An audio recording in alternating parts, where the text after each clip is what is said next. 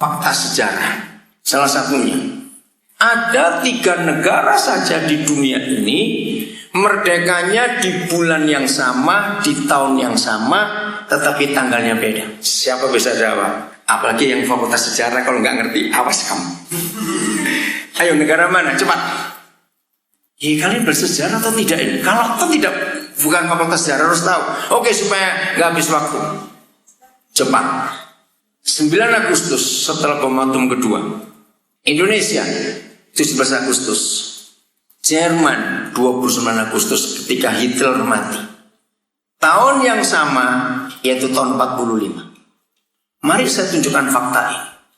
Dari 3 negara ini, yang 5 tahun setelah perang mereka maju, negara mana? Dan Jerman, jangan lupa Jerman juga maju. Indonesia masih terpuruk sampai tahun yang ke-68 ini juga. Ada 5 fakta sejarah ini kita lihat. 1, kita lihat tanggal tadi. Yang kedua, dari 3 negara ini siapa yang menang perang dan siapa kalah perang? Ayo cepat.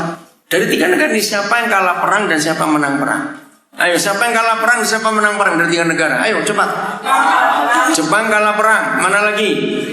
Jerman kalah perang. Jadi yang menang Indonesia. Fakta ketiga, dari 3 negara ini mana luas wilayah dan jumlah penduduk terbanyak? Walaupun waktu itu Irian Jaya belum masuk. Ya, Irian Jaya baru masuk Indonesia tepat kemarin 50 tahun. Kami orang-orang Papua mensyukuri 50 tahun bergabung dengan Indonesia itu pas 1 Mei 63. Nah, jadi logikanya kalau luas wilayah Indonesia itu jauh lebih besar walaupun tanpa Papua waktu itu dibanding Jerman dan Jepang, juga jumlah penduduk jauh lebih banyak Indonesia daripada Jepang dan Jerman. Logikanya dari 3 negara ini mana yang bangkit duluan? Harusnya Indonesia. Tapi faktanya, yang keempat, sumber daya alam dari 3 negara ini mana yang paling hebat? Indonesia juga. Bahkan sampai hari ini Jepang dan Jerman cuma mengandalkan hasil buminya itu minyak sedikit sekali di bagian utara. Batu bara cukup banyak. Jepang hasil buminya tidak banyak juga, nggak seperti Indonesia. Fakta kelima, dalam hukum internasional, negara kalah perang harus membayar apa kepada negara yang dihancurkan? Masih ingat istilahnya? Ayo, negara yang kalah perang harus membayar apa? Pampasan perang, bukan pajak, pampasan perang. Ya, Indonesia dapat pampasan perang dari Jepang. Waktu itu Presiden Soekarno menjadikan 2 monumen penting. 1 Gedung Sarinah, 2 itu Monas. Itu hasil pampasan perang dari Jepang. Nah, dari 5 fakta ini, Jepang dan Jerman, fakta kelima ini sangat hancur. Sudah negaranya hancur, tapi mereka harus masih bayar pampasan perang pada negara-negara dihancurkan. Eropa semuanya hancur, Jerman bayar. Asia semua hancur, Jepang bayar. Tapi yang menyedihkan, Indonesia dapat pampasan perang, menang luas wilayah, menang dalam jumlah penduduk, menang dalam kekayaan alam. Tahun ini kita akan mensyukuri 68 tahun negara ini merdeka. Tapi tetap kita masih jadi negara berkembang. Jerman dan Jepang bangkit di tahun kelima. Jadi tahun 60-61 Jerman dan Jepang bangkit. Nah, kenapa mereka bangkit? Ternyata ini sejarahnya. Saya lama tinggal di Jerman. Saya belajar di sana dan saya kagum.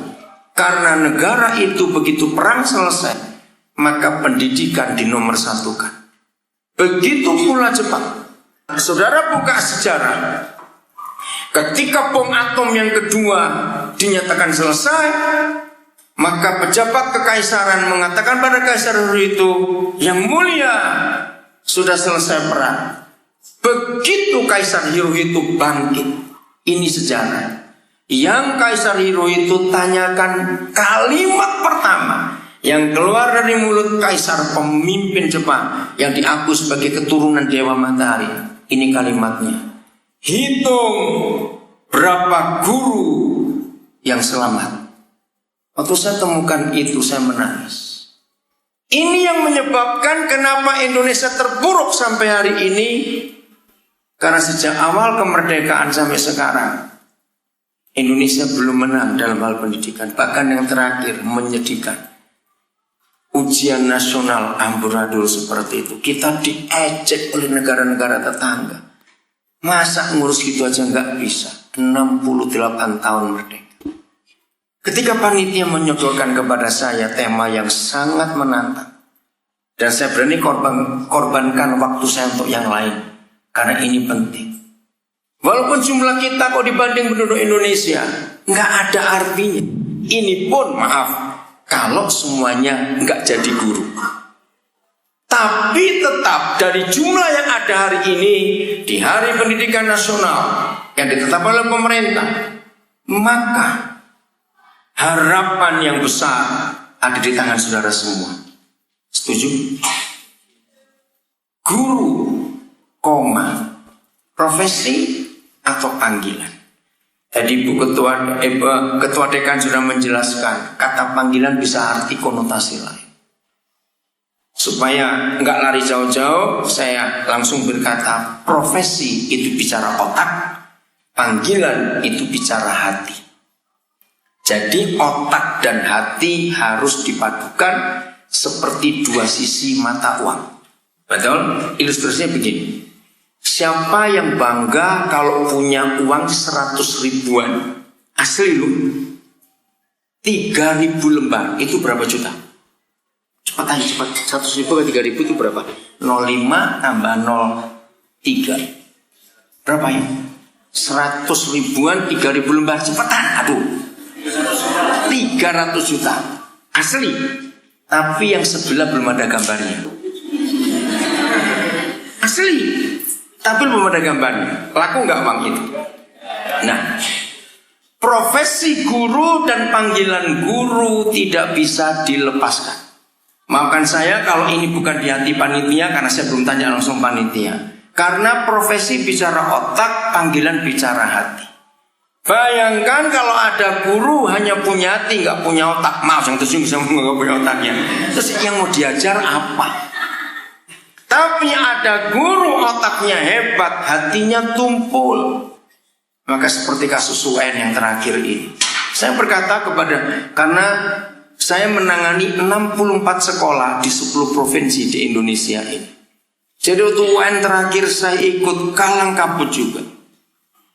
Nah, saya berkata penyebabnya banyak orang punya otak di Indonesia tapi nggak punya hati. Apa jadinya kalau orang punya otak nggak punya hati? Jadinya korupsi. Semua cuma dilihat dapat duit tidak. Maaf, di zaman pemerintahan berapa waktu yang lalu, saya nggak tahu Ibu Yari masih ingat tidak, atau kalian ada yang masih ingat?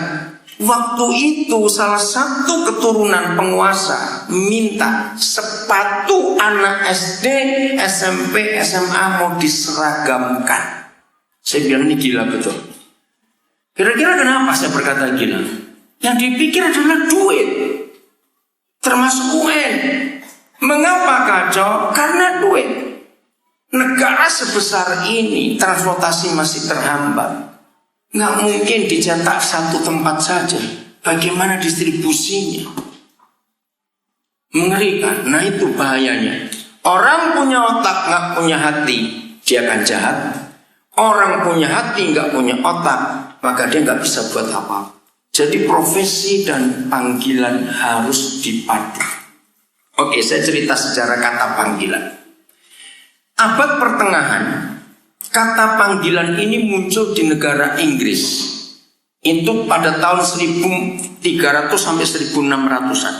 Itu muncul di negara Inggris kata panggilan. Nah, kata panggilan itu adalah kata dari gereja. Jadi dulu kalau orang bertanya, apa kerjamu? Bukan what is your job, what are you doing? Bukan. Maka ditanya adalah what is your calling?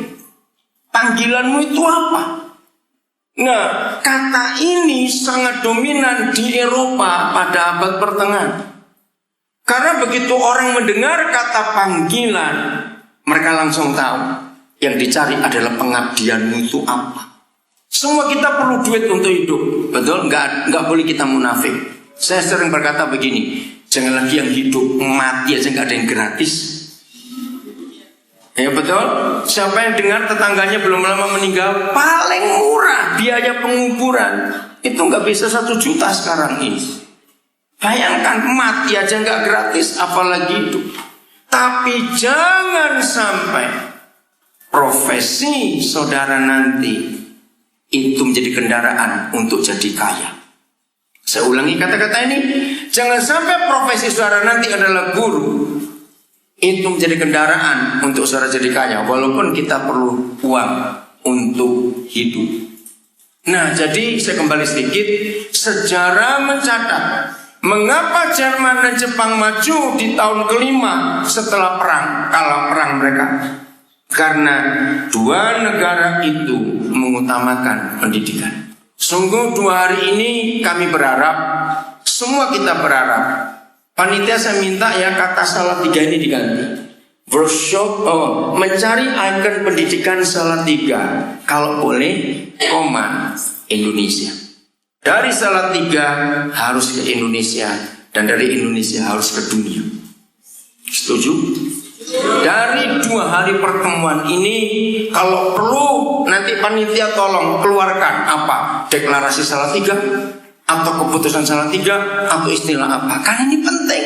Saya yang besok saya nggak bisa ikut karena saya ada pemberkatan pernikahan besok, jadi saya harus berangkat. Maka itu hari ini, waktu ini kita betul-betul gunakan sebaik-baiknya sampai besok, dan putuskan sesuatu yang bukan cuma di atas kertas, tapi itu jadi kenyataan. Baik, saya ulangi lagi sedikit sebelum saya beralih ke yang lain. Jadi sejarah mencatat guru atau pendidikan adalah utama. Tolong angkat kembali kerinduan, cita-cita, mimpi Ki Hajar Dewantara. Saya belum pernah menemukan seorang tokoh pendidikan Indonesia sehebat satu orang ini, Ki Hajar Dewantara. Kali kembali apa yang ditemukan beliau di tahun-tahun itu. Seharusnya kalau semua pemerintahan mengikuti apa yang ditemukan oleh Ki Hajar Dewantara, Indonesia sudah berubah sejak dulu. Oke, jadi sejarah saya sudah lewati, maka yang berikut sekarang ini. Setiap orang yang dilahirkan ke dunia, ya setiap orang yang dilahirkan ke dunia, itu pasti sudah punya panggilan dari Yang Maha Kuasa. Tolong catat ini. Semua orang yang lahir ke dunia, secacat apa dia, ya, serusak apa dia, maaf akan saya berkata, bagaimanapun juga hasil kejadian dia. Maksud saya begini, entah dia hasil perzinahan atau hasil perkosaan. Saya punya fakta sejarah. Ternyata setiap orang yang lahir ke dunia itu sudah punya panggilan. Yang Maha Kuasa menetapkan itu. Saya beri contoh. Kalau saudara mendengar kata Steve Jobs, saudara mikir apa? Jangan bilang penjual pecel di sebelah situ, awas kamu. Ayo coba. Begitu mendengar nama Steve Jobs, saudara mikir apa? Aduh, ini mahasiswa kok kayak anak TK saja saya tanya. Kalau mendengar nama Steve Jobs, saudara mikir apa? Apa? Bendera Apple. Kurang kuat, apalagi saudara nggak kena kepada yang membuat dunia berubah gara-gara satu orang ini. Revolusi yang dia buat di sektor teknologi informasi membuat dunia jadi begitu mudah berkomunikasi sampai anak-anak kecil pun. Saya punya foto banyak anak-anak kecil lagi ngedot umur 3 tahun, 4 tahun main iPad. Dan sudah cari data di situ. Itulah Steve Jobs.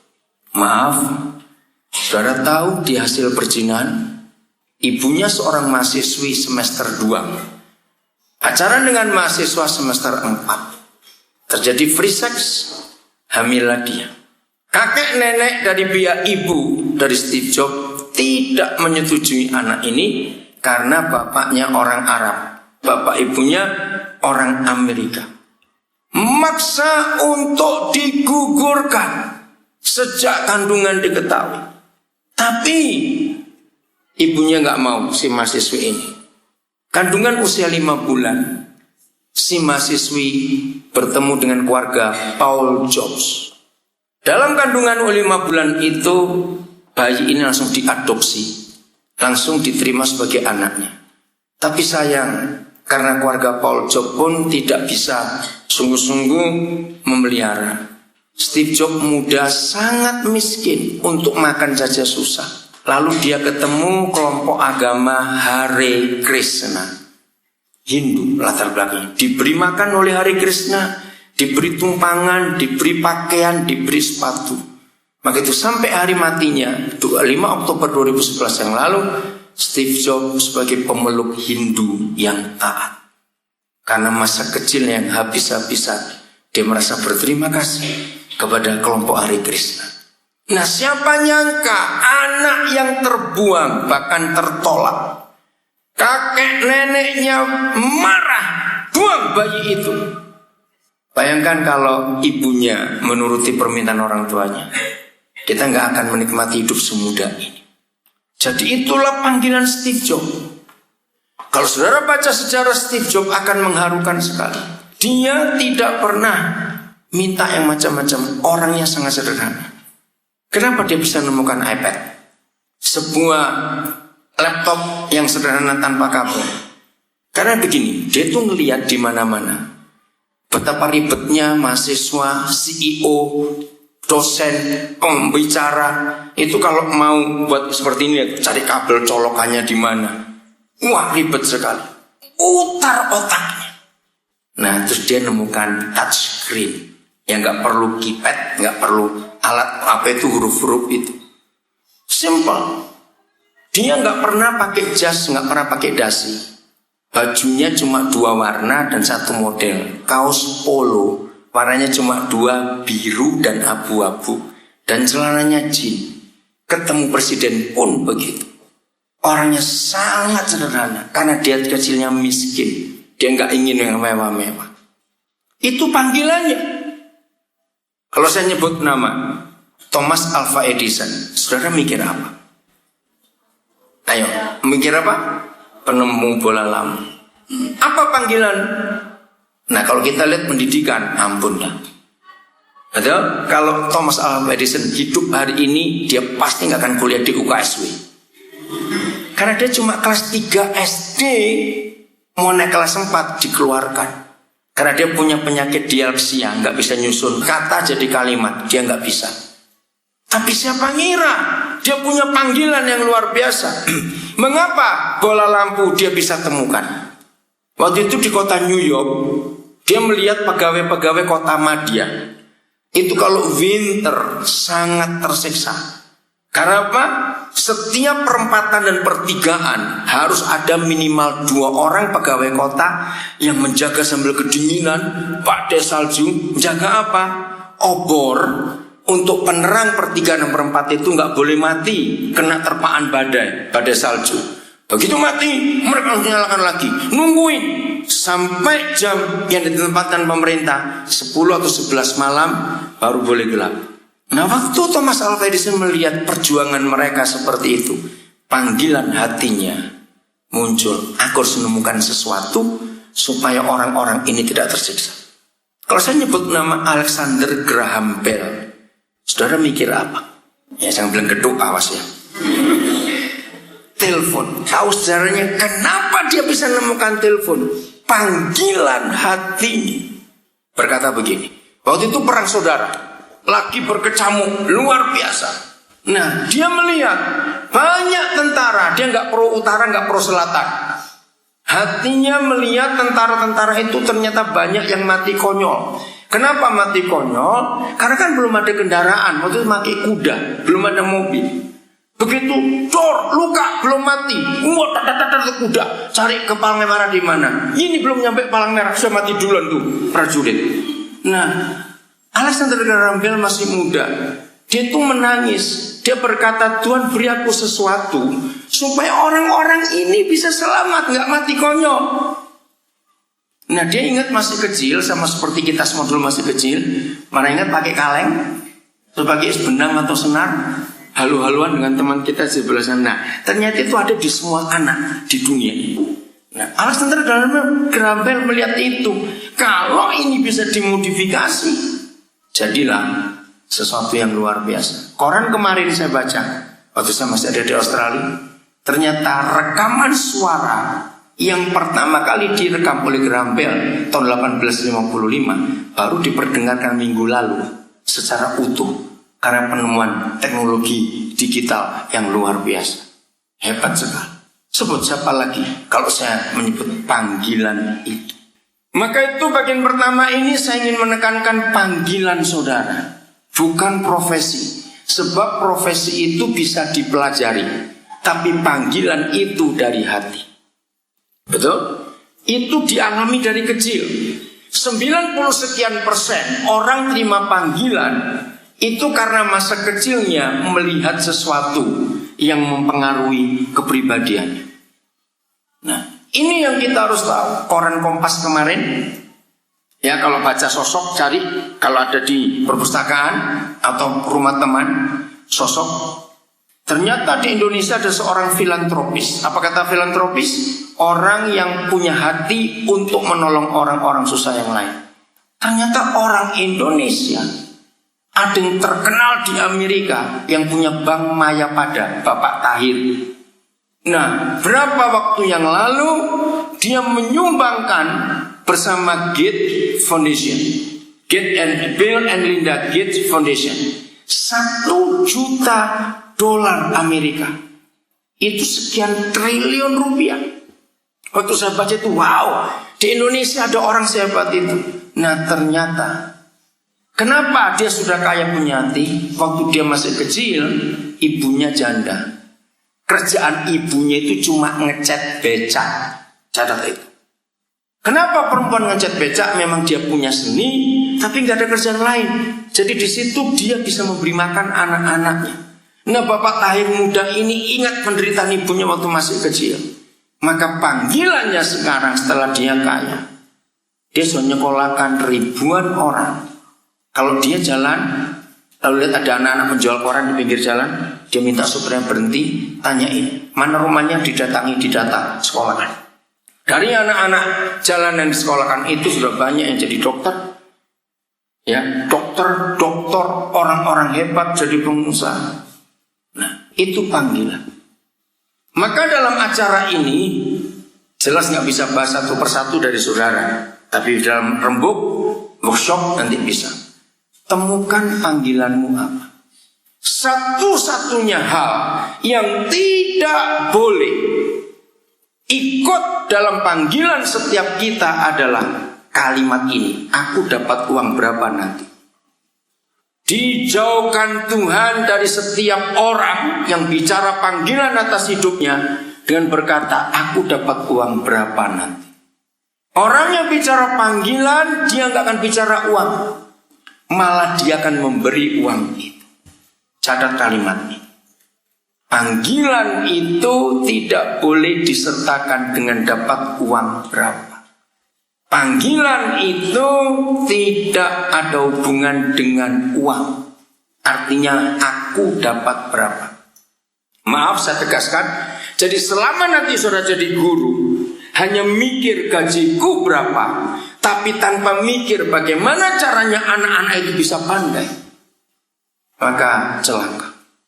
Yang terakhir, kalau enggak saya akan gagal habis karena di otak saya itu banyak saya kenal, saya mengagumi orang-orang yang punya panggilan. Kalau saya nyebut nama Andre Hirata, saudara mikir apa? Ayo cepetan, Andre Hirata, mikir apa? Laskar Pelangi. Film Laskar Pelangi tahun 2012 yang lalu menjadi film Indonesia pertama dan satu-satunya yang diterima oleh Hollywood. Malaysia sudah lebih dulu masuk Hollywood dengan Ipin Upin. Loh betul, Ipin Upin sudah masuk ke Hollywood, masuk ke Disney Channel. Film Indonesia pertama yang masuk Hollywood adalah Laskar Pelangi diganti The Rainbow Warrior. Saya sangat respect. Saya pernah ketemu Andre Hirata. Saya beri jabatan tangan, saya kagum dengan Anda. Oktober 2012 yang lalu, novel Laskar Pelangi resmi menjadi novel bacaan wajib seluruh Fakultas Sastra Australia. Diresmikan di Melbourne. Saya hadir, khususnya terbang ke sana karena saya respect pada Andri Hirata. Ini orang hebat. Bangga enggak? Kalau ada novel Indonesia jadi buku wajib baca di semua Fakultas Sastra seluruh Australia.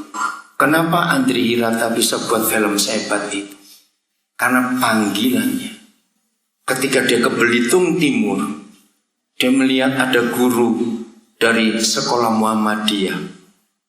Waktu film itu ditampilkan pertama kali, saya telepon semua teman-teman saya yang Kristen, yang pendeta, gereja, yang punya yayasan dengan Kristen, saya telepon. Saya bilang, kalian nonton film itu dan bertobatlah, saya bilang. Mereka tersinggung. Kenapa? Ayo jujur. Sampai hari ini, kalau orang mendengar kata, jujur ya, saya minta termasuk saudara Muslim yang Hindu boleh jawab. Jangan takut disalahkan, karena itu fakta. Sampai hari ini, kalau kita mendengar nama sekolah Kristen, sekolah Katolik, yang muncul apa di benak? Ayo. Apa yang muncul pertama kali? Mahal. Mengapa sekolah Kristen Katolik diidentikan dengan duit? Karena ternyata gereja sudah lari dari panggilan. Itu menyedihkan. Saya tidak membantah. Pendidikan itu mahal. Itu saya akui. Untuk nyekolahkan guru, upgrade guru, luar biasa. Terima kasih kepada Universitas Kristen Jatawacana. Kapan Ibu Yari ke Biak dan Jayapura? Berapa waktu yang lalu? Kapan itu? 2 minggu yang lalu. Saya berterima kasih atas nama orang-orang Papua bahwa kerjasama dengan satu lembaga di Papua, maka OKSW akan, apa istilahnya Bu, menaikkan kualifikasi guru untuk semuanya S1. Dimulai kapan itu Ibu? Agustus. Tepuk tangan anak-anak Papua untuk OKSW, luar biasa. Terima kasih. Nah, inilah yang kita harus tahu. Karena panggilan itu tidak boleh apa tadi? Ayo, panggilan tidak boleh ada kata apa? Uang. Aku dapat berapa? Tidak boleh. Maaf. Jadi ketika gereja-gereja dan yayasan-yayasan pendidikan Kristen Katolik yang saya telepon, mereka nggak bisa marah kepada saya karena mereka tahu, maaf, mungkin saya satu-satunya pendeta di Indonesia ini yang mampu dengan pertolongan banyak orang dan Tuhan tentunya mendirikan pendidikan gratis di 10 provinsi. Dan yang di Papua itu sekolah-sekolah kami diakui sebagai sekolah terbaik, gedungnya terbaik, fasilitas terbaik, dan guru terbaik. Sekolah kami di Papua adalah sekolah pertama yang semua kepala sekolahnya itu master. Semua kepala sekolahnya. Kenapa saya mau itu? Karena saya ingin mereka punya kesempatan juga.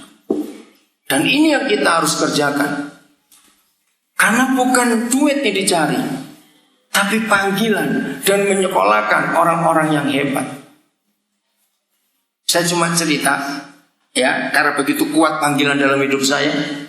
Tahun 81 pertama kali saya menyekolahkan orang, tahun 81. Nah, yang terakhir lulus sarjana itu 16 Maret yang lalu. Dan kebetulan itu anak pedalaman Yahudimu. Namanya Kilian Alwa, dia lulus di Jatawacana. Dan kalau saya hitung, itu biaya saya sendiri. Itu biaya pribadi, bukan dari yayasan. Itu S1 yang ke-380 sekian saya luluskan. Dari tahun 81. Dari 380-an itu sekarang Kilian Alwa sudah bergabung dengan sekolah kami yang di Momi Waren, pedalaman Manokwari. Anak dari pedalaman dari Yahudi. Nah, dari 380 itu yang sudah master itu 45 orang. Dari yang master 4 orang sudah S3, doktor. Dan sepanjang tahun saya akan nyekolahkan orang. Ini bulan Mei Ya dari saya belum menikah sampai saya menikah, bulan yang paling menyiksa saya itu Mei, Juni, Juli. Ini 3 bulan buat saya. Kenapa? Karena tahun ajaran baru. Saya mesti seleksi mana yang mau diterima. Jadi saya itu hobi saya mengunjungi semua perguruan tinggi di mana ada anak-anak saya kuliah. Dan saya suka kalau saya menghadiri wisuda mereka. Dan yang saya ambil maaf, maka itu saya cerita tadi ini. Banyak di antara mereka yang gak tahu orang tuanya siapa. Banyak di antara mereka yang cuma tahu ibunya, bapaknya nggak tahu di mana. Bahkan ada beberapa di antara mereka itu hasil perkosaan. Tapi di tangan kami suami istri mereka jadi orang-orang hebat. Maka itu saya berani berkata bahwa setiap orang yang dilahirkan entah dengan kejadian apa pasti punya panggilan dari Yang Maha Kuasa. Dan panggilan itu yang harus kita angkat. Oke, satu lagi sebelum lupa, ini penting. Siapa pernah dengar dan tahu nama ini? Dr. Stephen Hawking. Kalau saya tidak salah, gelar doktornya itu 14. Pinter enggak? Enggak pinter, belum terawas kan? Oke, klik di Google Stephen Hawking. Ini orang cacat total. Cacatnya enggak main-main. Dia sejak lahir punya kelainan tulang dan otot. Jadi sejak lahir itu tubuhnya nggak lurus tapi meliuk semua. Kepalanya begini, tangannya, kakinya, jadi pendek badannya. Bisu, nggak bisa ngomong, lumpuh. Yang bisa gerak cuma jari telunjuk kanan dan bibir. Tapi pun nggak bisa ngomong. Tapi dia jadi dokter, ahli tata surya, ruang angkasa, fisika, dan pokoknya nggak ada orang yang sehebat dia di dunia. Saya menyangka orang cacat seperti, klik di Google ya Stephen Hawking, atau bisa ditunjukkan di situ kalau bisa. Kacamatanya tebalnya luar biasa. Maaf ini, mukanya jelek, monyet masih lebih cakep, serius. Tapi saya respect pada dia. Saya baca bukunya, buku yang terkenal yang sudah terbitkan di Indonesia oleh Gramedia, judulnya Riwayat Sang Kala. Kala itu waktu. Kalau Inggrisnya A Brief History of Time. Wah, itu gempar. Dia adalah satu-satunya orang di dunia yang bisa menyangga teori Einstein. Sayang Einstein sudah meninggal. Nah, jadi di benak saya, saudara, ini koleksi orang pinter itu luar biasa. Saya kagum. Hobi saya sejak masih kecil, walaupun orang tua kami miskin. Tadi Ibu Yari tanya, Bapak alumnus mana? Tahun 74. Saya itu diterima di UKSW jurusan keguruan. Saya itu ingin jadi guru dari dulu. Saya sudah dapat tempat kos di Jalan Sudirman nomor 71. Sudah diambrukkan itu rumah Belanda milik ibu janda. Ketika saya sudah bayar kos, karena ibu saya janda, dia nggak bisa bayar uang masuk saya. Saya menangis. Saya itu dari dulu. Pertama kali saya ke Salatiga itu tahun 66. Waktu nenek saya ngajak saya ke sini. Waktu saya masih SD. Begitu saya Salatiga, aduh saya tertarik. Ini di benak saya masih SD tahun 66. Kalau saya kuliah, saya mau kuliah di UKSW. Itu ada. Tercapai saya daftar diterima. Ternyata ibu saya nggak punya uang, nggak bisa bayar. Saya sedih sekali. Karena kemiskinan kami yang luar biasa. Saudara, maka itu hobi saya jadi baca. Dan bacaan saya yang pertama sampai hari ini adalah biografi.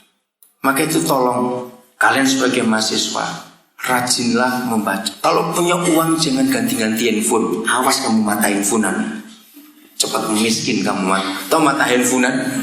Apa itu mata handphonean? Ganti-ganti apa itu? Awas kamu. Kalau punya uang belikan buku.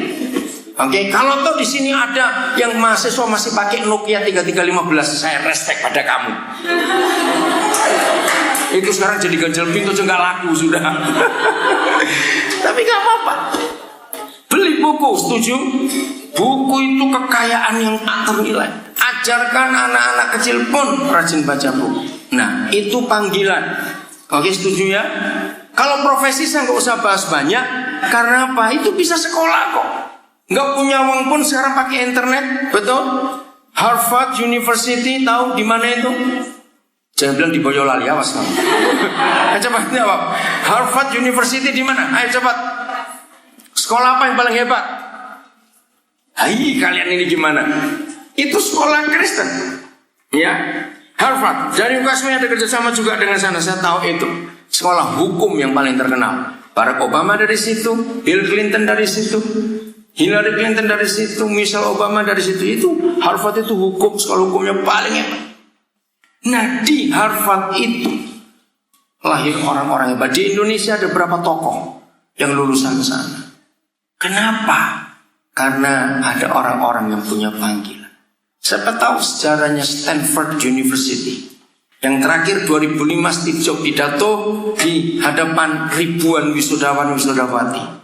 Stanford University itu hasil dari satu keluarga ayah ibu yang anaknya namanya Stanford.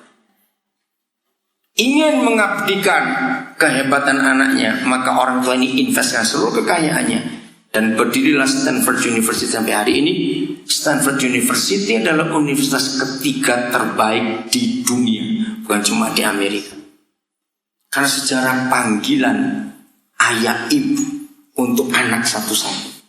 Saya dirikan sekolah khusus. Sekarang di situ beasiswa sangat banyak.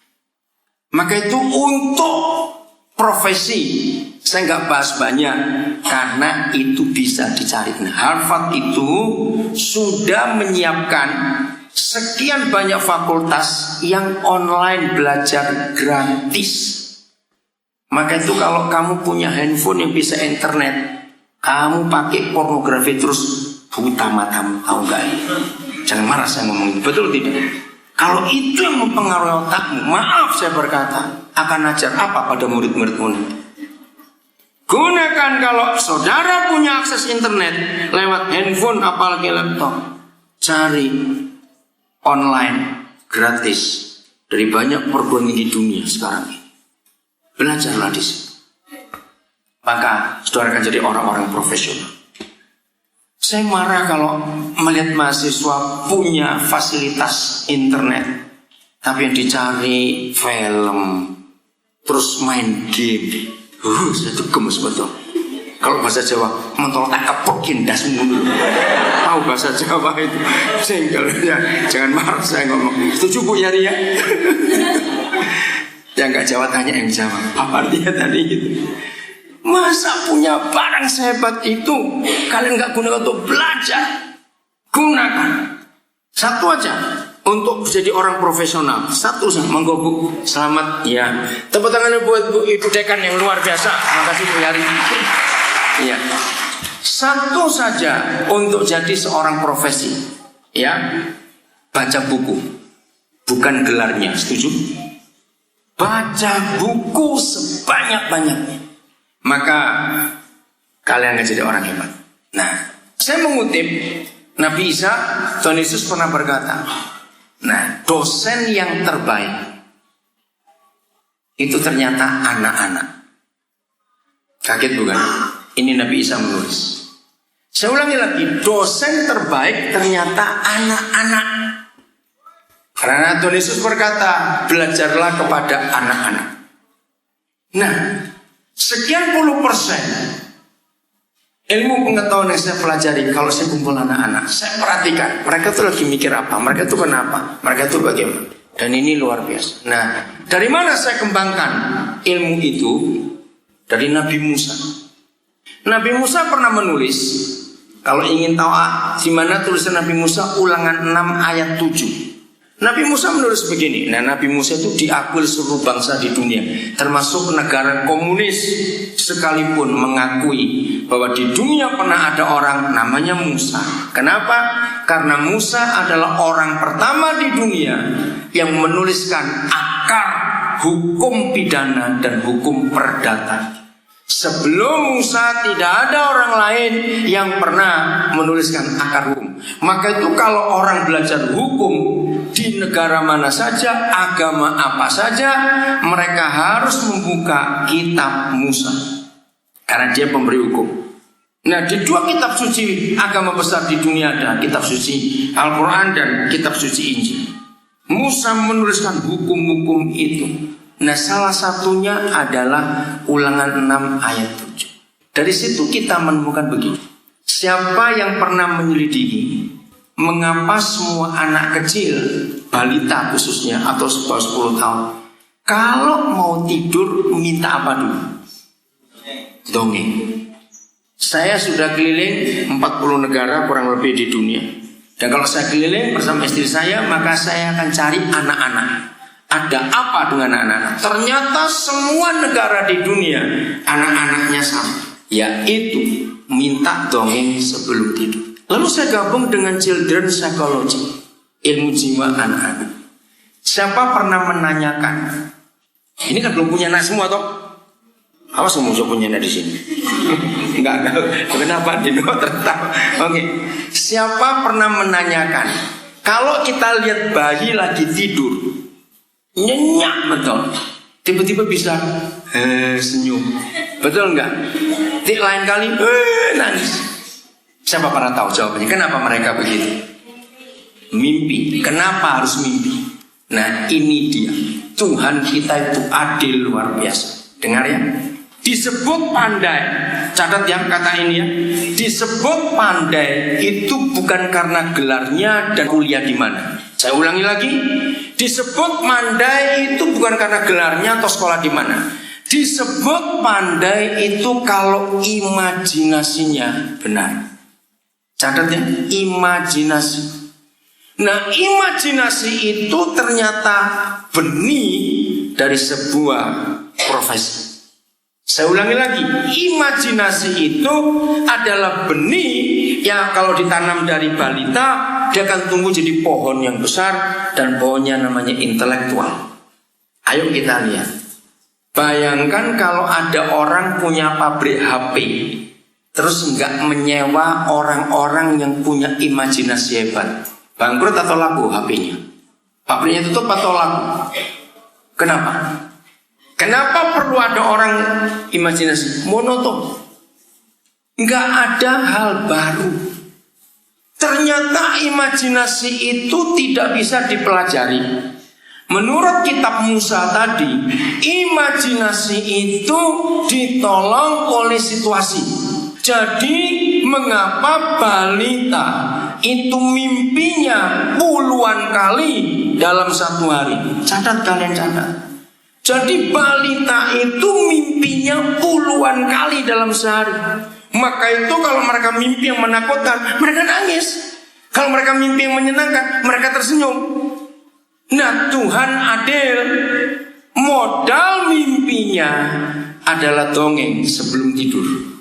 Hebat bukan tulisan itu? Nah, saya mau tanya kepada sekarang, siapa pernah menemukan ada dokter yang meneliti bayi-bayi dari umur 0 sampai 3 tahun? Ada nggak dokter seperti itu? Ada bukan? Oke, pertanyaannya, berarti dosennya siapa? Ya itu, siapa dosennya? Gak usah takut. Bayi-bayi itu dosennya, bukan fakultasnya yang buat dia lulus. Fakultasnya ada bukunya, ada pengajar, yang gak ada bayinya, mau belajar dari siapa? Jadi betul yang Nabi Isa katakan, belajarlah kepada anak-anak. Nah, saya percepatnya, ini luar biasa. Jadi anak-anak adalah pribadi yang imajinasinya paling banyak dan masih segar. Belum terkontaminasi dengan bayar listrik, tunggakan telepon, betul enggak? Bayar sewa rumah, diganggu pornografi, duit enggak ada, betul? Nah, imajinasi anak-anak itu masih murni. Tahu kata murni ya? Belum terkontaminasi. Maka itu kalau kita bisa ketemu anak-anak, dengarkan celoteannya, dengarkan ocehannya, dengarkan pendapatnya. Ingat tadi yang awal-awal saya bicara? Hormati anak-anak. Karena dari imajinasi anak-anak itu muncullah sebuah ilmu. Siapa pernah memperhatikan? Sebetulnya kita semua dulu bukan begitu, cuma kita lupa. Biasanya ini anak perempuan, biasanya. Anak laki juga ada, tapi lebih jarang. Kalau bangun tidur sore, istirahat siang, terus bangun jam 3, jam 2. Anak-anak umur 3 tahun ke atas, terus cari pojokan, duduk, ngomong sendiri. Pernah perhatikan nggak? Nah, pernah nggak tahu rasanya? Mereka itu ngapain? Jangan bilang, wah ini lagi kerasukan nih. Awas bang bilang gitu. Bukan. Kok dermimil? Orang Jawa bilang, bukan kerasukan. Mereka sedang mengulang mimpinya. Maka itu salah satu proses kemajuan pendidikan di Amerika. Indonesia masih belum semua. Dengar ya, di Amerika ada revolusi pendidikan yang hebat. Mengapa di Amerika dari sejak 1 SD ada wajib buat IC? Tahu kata IC ya? Tulisan-tulisan pendek. Itu diwajibkan. Dan ternyata kalau anak-anak dari kecil dibiasakan menulis sesuatu, imajinasinya berkembang. Nah, Amerika sangat maju ketika guru-guru sekolah-sekolah itu tidak memberi batasan anak-anak untuk ngarang apa, nulis apa. Tapi semaumu yang ada di benakmu itu apa, tulis. Dari situ ternyata luar biasa. Oke, ini fakta imajinasi. Ada 2 kakak beradik yang diakui oleh dunia penemu pesawat terbang pertama kali. Siapa mereka? Ayo, nggak usah ragu-ragu. Siapa mereka? Wright bersaudara. Gimana tulisannya Wright? Ayo, gimana tulisannya Wright? W-R-I-G-H-T. Ih, kalian ini bagaimana? Nah, kenapa Wright bersaudara, kakak beradik, mereka itu anak pendeta, bisa menemukan pesawat? Karena sejak kecil imajinasinya itu ingin seperti burung bisa terbang. Kalau nggak ada imajinasi itu, Wright bersaudara dunia nggak akan punya pesawat terbang.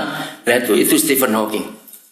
Itu cacat, ya. Jadi punya penyakit yang aneh. Sejak lahir memang pun cacat, cuma dia tiba-tiba aja ngalami sakit itu. Ini orang pintar, jenius sekali. Oke, sekarang buka Dorothy Nolte. Kalian harus tahu ini. Ini moto pendidikan yang hebat. Rusia bisa maju seperti sekarang ketika zaman Mikhail Gorbachev memakai teori Dorothy Nolte. Ya, terus Nolte. N-O-L-T-E. Dia menuliskan, dia belum lama meninggal 2005, umur 91. Nah ini orangnya. Coba cari, ini nih, Children Learn What They Live. Nah itu dia. Tolong diklik nanti, ada bahasa Indonesianya. Mengagetkan. Coba saya baca ya, supaya kalian tahu ya. Children learn what they live. If a child lives with criticism, he learn to condemn. Anak kecil yang dikritik, kenapa kamu begini? Gak boleh buat itu. Kenapa kamu jelek sekali? Rambutmu gitu. Maka dia akan selalu merasa tertuduh. If a child lives with hostility, kekurangan, kasih, makan, semuanya itu, he learn to fight. Maka dia harus belajar untuk perang. Aku ingin dapat ini, ingin dapat itu. If a child lives with fear, dan ketakutan, he learn to be apprehensive. Dia akan tarik diri, dia nggak mau bergaul dengan yang lain. If a child lives with pity, ya merasa nggak berdaya, aku nih bodoh, aku jelek. Mamaku bilang sudah hitam, jelek, matanya lebar lagi, pendek lagi. Nah itu misalnya gitu. Aduh lengkap sudah anak ini. Ya, maka dia belajar untuk tidak bisa memaafkan dirinya sendiri. Aku jelek, aku bodoh, aku nggak bisa. If a child live with jealous, ridicule, he learn to be shy. Selalu dihina, dia akan belajar jadi pemalu, sulit bergaul. If a child lives with jealousy, kecemburuan, maka dia akan belajar untuk membenci. If a child live with a shame, ya, he learn to feel guilty, dituduh. Nggak ada yang benar buat anak itu, maka dia akan punya rasa bersalah yang panjang. If a child lives with encouragement, dapat dorongan, kamu hebat nak, kamu bisa, ayo kerjakan ini, salah nggak apa-apa, ada bapak, ada ibu, maka dia akan belajar percaya diri yang kuat. If a child lives with tolerance, ya, toleransi, he learn to be patient, dia akan sabar dengan semua orang. If a child lives with praise, waduh, anak papa hebat, buang sampah di tempatnya betul. Wah, mama senang, kamu pulang sekolah letakkan sepatumu di tempatnya betul. Hal-hal kecil beri pujian, makanmu bagus, kamu gak berantakan. Maka kalau anak itu dengan pujian, dia akan belajar untuk punya apresiasi dengan semua orang. If a child lives with acceptance, diterima. Walaupun dia kotor, dia bau, maka dia akan belajar untuk mengasihi orang lain. If a child learn with approval, he learn to like himself. Jadi dibuktikan, wih ternyata kamu bisa, kamu hebat, ini buktinya. Lihat itu, maka dia akan belajar menerima, wah kalau gitu aku juga hebat. Anak ini akan cepat maju. If a child lives with recognition, pengakuan, maka dia akan belajar punya tujuan yang benar, yang baik dalam hidupnya. It is good to have a goal, punya tujuan. If a child lives with sharing, suka berbagi, maka he learn about generosity, belajar untuk murah hati. Maka itu anak-anak yang bertumbuh di orang tua pelit, celaka itu anaknya dan orang tuanya, enggak belajar murah hati. If a child lives with honesty, awas, telepon, papa ada, papanya jawab, dan nggak ada. Nah itu dia. Pernah dulu diajar gitu waktu masih kecil, maka kita jadi pendusta. Nah itu korupsi banyak Indonesia gara-gara dari kecil begitu sebabnya. Saya ulangi, if a child lives with honesty and fairness, kejujuran dan ketulusan, maka dia belajar, he learn what truth and justice are. Apa itu kebenaran dan keadilan itu dari orang tua. If a child lives with security, rasa aman, suka dipeluk, dijaga, he learns to have faith in himself. Jadi dia punya iman, percaya diri, and in those around him, dan semua orang yang di sekitar dia. If a child lives with friendliness, keramah tamahan, ya, he learns that the world is a nice place in which to live. Jadi kalau anak-anak dari kecil belajar ramah tamah, dihormati, maka dia akan menemukan dunia ini sebuah tempat yang sangat indah untuk didiami. If you live with serenity, kamu hidup dengan kemurnian, dengan kejujuran, maka anak-anakmu, your child will live with peace of mind. Anak-anak akan hidup dengan pikiran yang tenang. So, with what is your child living? Anak-anakmu hidup dengan apa? Termasuk kita para guru. Pikirkan ini. Kalau masuk kelas, jangan terus muka sangar, muka angker. Belajarlah jadi guru yang disegani oleh murid, bukan ditakuti. Beda enggak? Murid-murid tidak boleh ketakutan lihat kita. Kalau sampai ketakutan, kita guru yang salah. Tolong siapkan nanti di tulisan saya ulangan 6 ayat 7 supaya yang bisa baca. Ada 4 tempat untuk mendidik. Sebelum saya lupa, saya beri siapkan ulangannya. Saya berdiri supaya lihat. Saya punya teori justru karena ketemuan anak. Saya itu pengajar anak-anak selama lebih dari 13 tahun. Tahun 69 sampai 80 berapa itu saya ngajar anak-anak. Nah, ternyata saya menemukan 3 hal ini. Catat ya. 5 menit pertama waktu kita mengajar. 5 menit pertama. Perhatikan yang kita ajar. 3 hal penting. 1, lihat pipi. Kenapa lihat pipi? Dia senyum tidak? Pipinya gerak enggak? Kedua, lihat dahi. Ketiga, lihat mata. Itu penting sekali. Contoh begini. Kalau kita lagi mengajar hal yang serius, tiba-tiba di pojok sana, pojok situ ada yang senyum-senyum ngeliatin gurunya. Salah nggak? Ya pasti salah. Ini serius kok senyum-senyum. Guru ngeliat aku pakai baju salah atau tidak? Yang penting. Tapi kalau kita lagi ngajar hal yang lucu, muridnya alisnya gandeng, dahinya mengkerut, wah nggak beres juga ya. Ngerti? Jadi bahasa pipi, mata, dan dahi itu akan mempengaruhi apa yang kita ajarkan. Maka itu waktu ngajar pertama kali 5 menit pertama, apakah kita bisa menguasai audiens atau tidak, itu menentukan. Kalau 5 menit pertama suara ngajar tola-tole, garuk-garuk, apalagi ngupil-ngupil, terus kaki gosok di lantai, berarti itu tandanya kamu keluar aja, gak usah ngajar, kami gak suka. Itu artinya. Begitu 5 menit pertama saudara melihat murid gelisah, cepat alihkan pelajaran, pakai ambil yang lain. Kalau perlu ajak mereka diskusi. Oke ya, jelas. Oke, ini lihat ulangan 6 ayat 7. Ini tulisan Musa. Saya mau uraikan. Haruslah engkau mengajarkannya berapa kali? Berulang-ulang kepada siapa? Nah, berarti ini perintah untuk siapa? Nah, saya kalau ketemu orang tua berkata gini, sudah berapa kali bapak memberitahu kamu, tapi kamu nggak ngerti. Saya katakan, nak, jawab bapakmu, kurang berulang-ulang, Pak. Lu serius? Maka itu dalam teori mengajar, hukum Musa ini dipakai sampai hari ini. Jujur, cukup nggak sekali kita nyampaikan materi?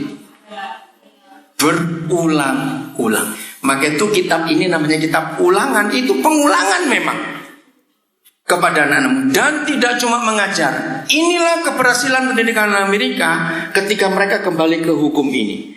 Dan ngapain? Membicarakannya.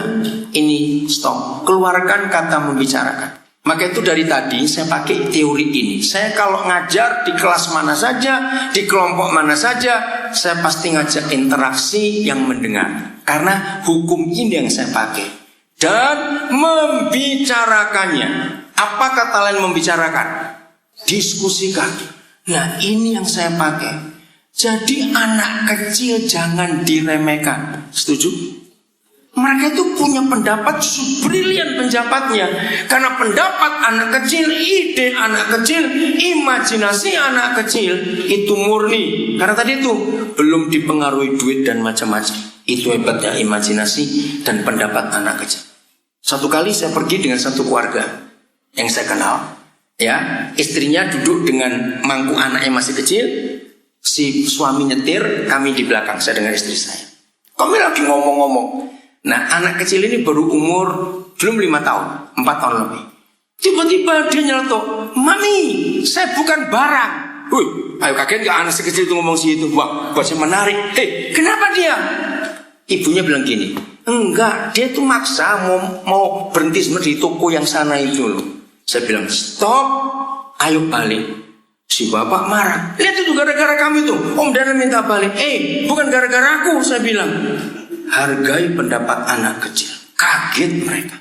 Akhirnya saya ngajar satu sesi lagi di situ. Itu 40 menit di mobil itu. Ayo balik. Terus agak jauh. Kenapa? Tunggu dulu. Kamu nggak pernah menghargai anak kecil. Begitu balik, kan logikanya pengen beli apa? Enggak. Cuma bilang nunjukin, "Mami, terima kasih, Mami kan pernah berikan baju saya di toko itu." Udah. Terus pergi. Wah, yang di mobil itu heran. Nah, itu buktinya. Hargai anak kecil. Ayo jujur. Kalau saudara anak kecil itu berbunga-bunga nggak hatimu? Ayo. Berbunga-bunga nggak hatimu? Coba jawab. Nah, tahun 83, waktu itu saya lama di Jerman. Suatu hari saya mau berkunjung ke rumah pendeta. Sudah janjian. Begitu saya masuk pintu, loh, ngapain ini bapak dengan anak laki-laki umur 7 tahun kira-kira? Terus si pendeta ngasih kode, ya udah saya duduk aja. Saya ikuti diskusi mereka. Saya shock, artinya positif, saya belajar. Begini. Hari itu bapaknya ini lagi mau pasang lukisan yang dibeli. Ketika si bapak lagi paku di dinding, ini anak nyeletuk, "Pak, jangan pasang di atas, di bawah saja." Berapa kali kita waktu masih kecil bilang, anak kecil tahu apa? Masa pasang lukisan di bawah?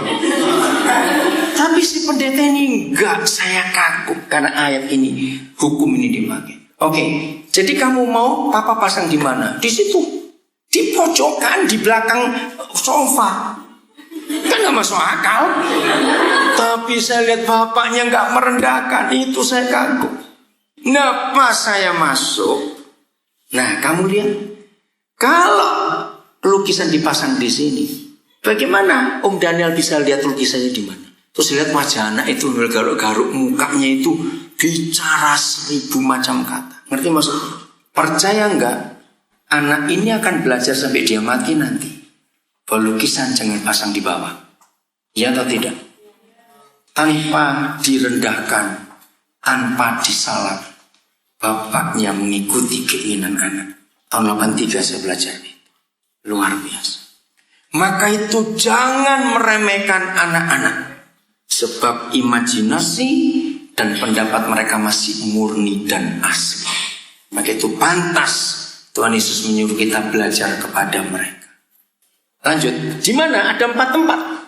1, apabila engkau apa? Duduk di rumahmu. Tolong ya, catat ini para guru. Ini hukum penting. Duduk di rumah. Anak-anak bisa duduk di rumah sampai umur berapa? Ayo cepat jawab. Kira-kira sampai umur berapa? Berapa? Ayo, nyebut ah. Kira-kira sampai umur berapa bisa duduk di rumah? 9, enggak, belum. Setelah SMP, 6 SD lah. Artinya ketika mereka punya teman dan punya dunia di luar rumah. Betul? Nah, ini kesalahan orang tua.